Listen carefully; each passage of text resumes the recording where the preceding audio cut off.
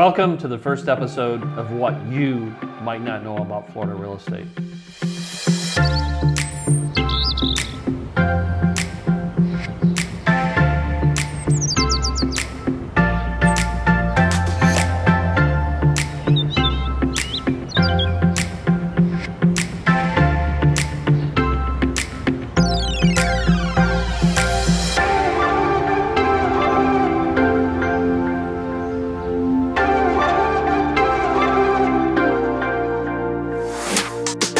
Welcome everyone. My name is Mike Rennick. I'm the senior broker, the team lead with Team Rennick Real Estate Services.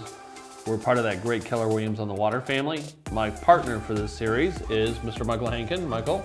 Good morning, Mike. My name is Michael Hankin. I'm a board certified real estate attorney here in Sarasota, and I've been an attorney here in town for 15 years now and practicing primarily in residential and commercial real estate transactions. And I've been proud to call you a friend here for about the last 10 of those years. Yes, my feelings exactly. What we want to do is leverage the kind of relationship that we have and share with folks, real estate is complex. There's a lot of issues you can get into, and even after practicing for almost 10 years, I still see new things almost every day. So what we'd like to do is use this series to provide short video clips to talk about legal aspects and ramifications, ethical. Are legal, I'm gonna ask you your first tough question. The legal bar that's required on certain things, does that automatically mean as we've hit the ethical bar? Are they the same? So I consider the legal requirement and ethical requirements to be the same thing. They're a standardized set of codes, a legal way that people agree to conduct themselves. The legal set of those are the law. There's an ethical set of those, which depending on the industry may or may not be optional. For instance, there's a realtor code of ethics that if you're not a member of the board of realtors, you're not obligated to follow. So there's a code of ethics, which is an optional code of ethics. And then there's a whole nother layer, which is a moral layer, which is what your own personal code tells you what's right and wrong. So that's the key right there. They may not be the same. The moral standard of behavior, like there's certain things I know that I could legally do, but I refuse to do because it's not at the ethics level or the moral level that I think is right. Right. So ideally, that moral level should always be higher than the legal level. Oh yes. If not, and everything works perfectly, somebody goes to jail. Correct, and I've not experienced that, and I don't intend to experience that. So the whole purpose of this series is we're going to get into a lot of issues. All agents are not created the same. From a licensing perspective, you know, should you hire someone from a big brokerage, a small brokerage?